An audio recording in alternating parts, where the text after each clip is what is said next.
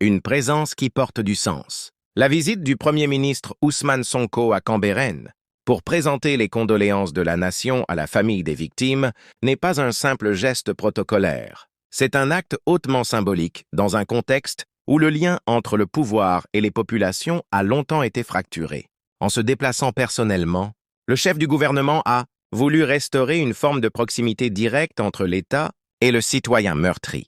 La douleur de Cambérène, une blessure nationale. Ce qui s'est passé à Cambérène n'est pas un fait divers local. C'est un drame qui résonne dans tout le pays, car il touche au fondement de la justice sociale, de la sécurité des personnes et du respect de la dignité humaine. En présentant les condoléances au nom de la nation, Sonko rappelle que cette douleur n'est pas seulement celle d'un quartier, mais bien celle de tout un peuple. Une posture nouvelle de l'État?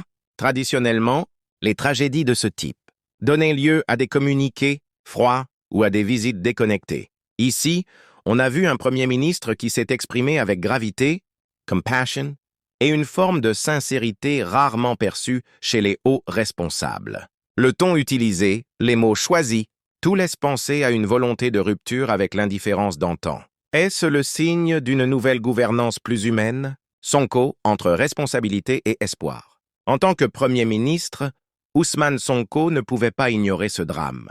Mais il a choisi de faire plus, écouter, partager la douleur et surtout, promettre des actions. Ce geste rappelle que la fonction politique, au-delà de l'administratif, est aussi morale. Il pose ainsi un jalon dans sa vision d'un État qui protège, qui soigne et qui se tient aux côtés de ses citoyens. L'épreuve de la crédibilité. Mais ce geste, aussi fort soit-il, appelle maintenant des actes concrets. Car la compassion sans justice devient vite un écran de fumée. Le peuple attend des réponses, des responsabilités et des mesures claires pour que pareille tragédie ne se répète pas.